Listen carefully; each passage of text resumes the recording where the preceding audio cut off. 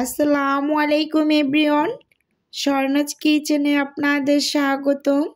কেমন আছেন সবাই? আশা করি আল্লাহর রহমতে সবাই খুব ভালো আছেন। আজকে আমি আপনাদের সাথে শেয়ার করব সামুদ্রিক পোয়া মাছ রান্নার রেসিপি।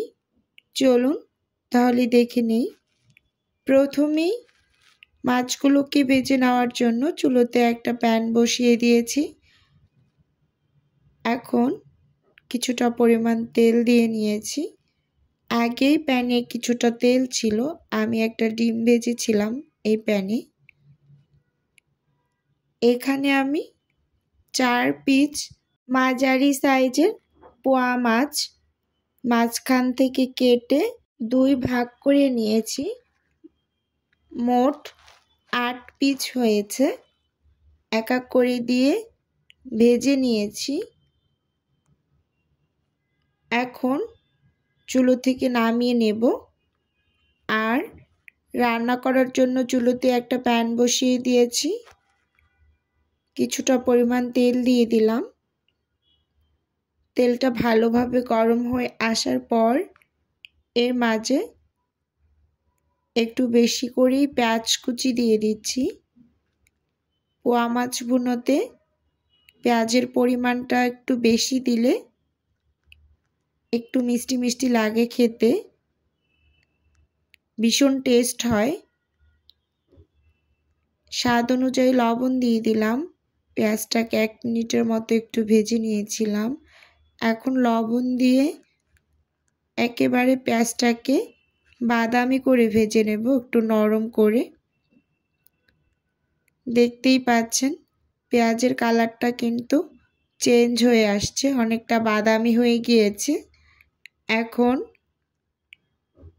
এই পর্যায়ে আমি অ্যাড করে দিচ্ছি উঁচু উঁচু করে 1 টেবিল চামচ রসুন বাটা।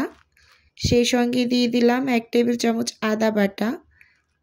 আদা রসুনটা খুব ভালোভাবে একটু ভেজে নেব, যাতে করে মশলার কাঁচা গন্ধটা দূর হয়ে যায়। সব সময় আদা রসুনটা খুব ভালোভাবে একটু ভেজে নেওয়ার ট্রাই করবেন, তাতে করে মশলার থেকে বাজে যে একটা স্মেল থাকে কাঁচা, সেটা আর থাকে না। খুব ভালোভাবে ভেজে নেওয়া হয়ে গিয়েছে। এখন গুঁড়ো মশলা অ্যাড করে দিচ্ছি। 1 চামচ লাল মরিচের গুঁড়ো, 1 চামচ হলুদ গুঁড়ো, হাফ চামচ জিরা গুঁড়ো ও হাফ চামচ ধনিয়া গুঁড়ো।